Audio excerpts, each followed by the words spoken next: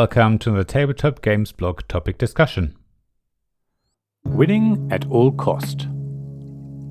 I think a lot of people in the board game hobby play together for fun and for the social aspect. Sure, many of us want to win the game. We don't play to lose. However, I think only very few people are hugely competitive. Playing board games is more of a hobby. In this article, I look at different ways of improving your game and what it might take to become better at winning. Let me start by saying that I usually don't win when playing board games, at least not when I play competitively with my games group. I approach games as a leisure activity that I do for fun. It's about spending time with friends, family, or other people. If I win the game, then that's great. But more often than not, it's about the experience of sharing time with others. It's also about playing the best game I can, rather than beating the other players.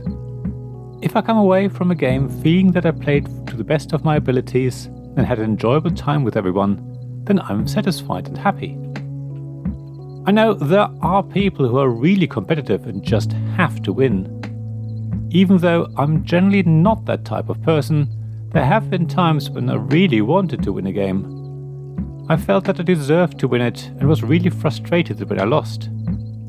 One of the games that this applies to is Scythe from Stonemaier Games.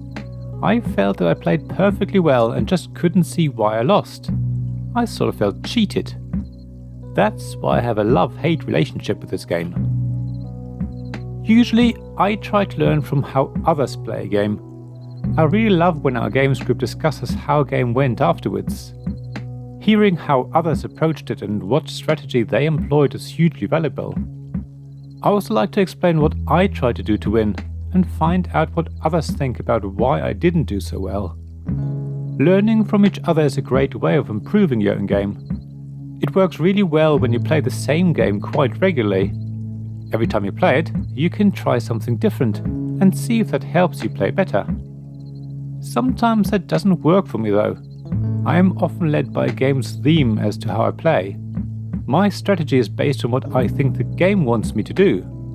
For example, Terra Mystica's end of round scoring bonuses seem to want you to do something specific that round.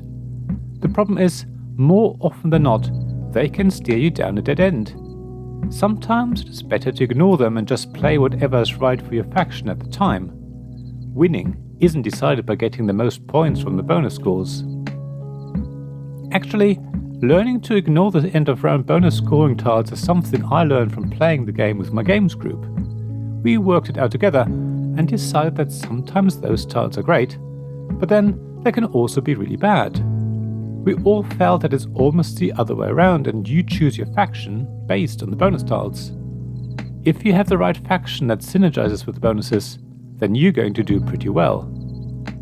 For some games, there are strategy guides available online that can help you improve your game. For Scythe, I ended up reading them. I wouldn't normally do that. I much prefer learning a game by trying different things each time we play. However, in Scythe, I just couldn't see the wood for the trees, but when I read the strategy guides, it all made a lot more sense. I appreciate I got an advantage by reading the guides when my games group hadn't read them. However, it still didn't guarantee me the win. After all, strategy guides work only up to a point.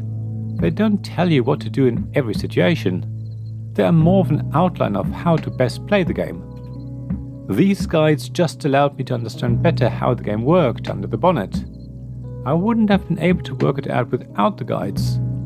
I would have simply given up and never played this game again. As it is, Scythe became a game that we played a lot in my games group and really enjoyed. So don't object to people reading strategy guides as long as they don't try to memorize everything and only use it as a way to help them better understand how a game works. Some games even include some basic strategy guides in the rulebook or other game materials. For example, Crescent Moon's player leaflets have a description of the faction you're playing and give you an idea of how best to play them. The game takes this a step further by giving every faction a Year 1 objective that encourages players to do certain things in the first round of the game that align with how their faction works. So far, I've only talked about playing games with friends, family, or other people. It's about board games being a leisure activity. It all changes when you play in competitions. I think it's fair to say that suddenly the gloves come off, and you will want to do what you can to play your best game. I guess it goes without saying that I'm not talking about cheating. However, reading strategy guides is all fair and good. Even memorizing them and going as far as having certain opening moves tested is fine. It's a bit like chess tournaments, where players know pretty much all openings, and the first dozen or so turns will be played without even thinking. These openings have been analysed over decades, and moves and counter-moves have been given scores as to how likely they are to lead to victory. I think that's probably why I'm not interested in entering board game competitions. Sure, I love a good game of chess and probably remember a dozen or so of the standard openings, but I much prefer playing a game with friends or family for fun. Chances are I'm not going to be the winning player, but I will still have a good time. I get an opportunity to learn from my friends and at the same time have a chance to catch up with them and immerse myself in a different world. As usual, I would love to hear from you. How do you go about improving a game? Or do you not care at all? What do you get out of playing board games? Is it about winning for you?